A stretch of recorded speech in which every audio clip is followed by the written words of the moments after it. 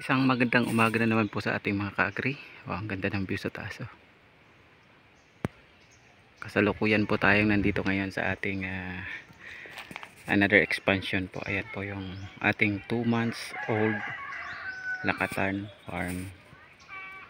Dito na po sila ngayon. Ganyan na po yung itsura. Update po natin. Ito po yung itsura ng ating 2 months old Lakatan. Yung na-pier po natin dyan na tinanim, grabing lalaki na. Ayan po. Ito na po yung ating 2 buwan.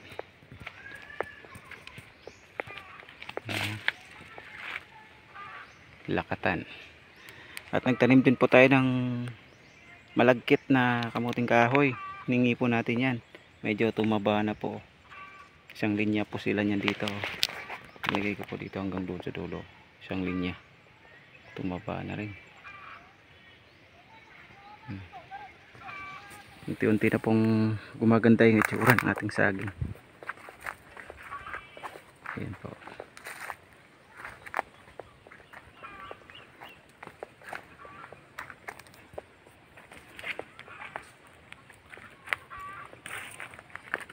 Dati ko na po itong tinaniman dito mga ka-agri, pero nung iniwan ko to dito ay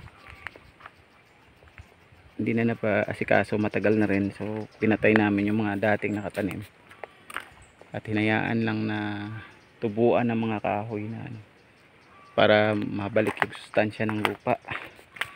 At ngayon ay tinaniman natin ulit. Yan na po siya, 2 buwan. Yan yung picture. Yung iba po maganda na rin ang tubo. Yan po, may suwi na siya. Hanggang doon po yan sa kabila. Doon sa kabilang linya doon. Sa kabila ng napier na yan.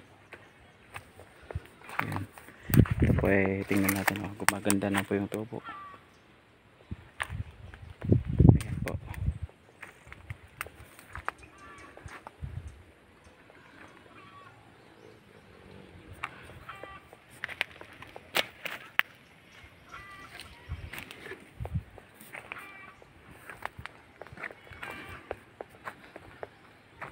So banda dito sa kabila ay medyo gumaganda na rin po yung tubo, pero medyo madamo siya. Kita natin maganda na yung pinaka last ng tubo ng dahon. Unti-unti na silang nagre-recover. Ayan. So ayan na muna mga ka-agri. Ang taba ng patsyong natin dito na napiro. Putulin na natin para maikumpay sa ating alagang kambing. Hanggang sa susunod na update po natin mga ka-agri. Thank you so much. Thank you so much po sa mga walang sawang sumusubaybay po sa atin mga videos. Thank you so much po. Bye bye.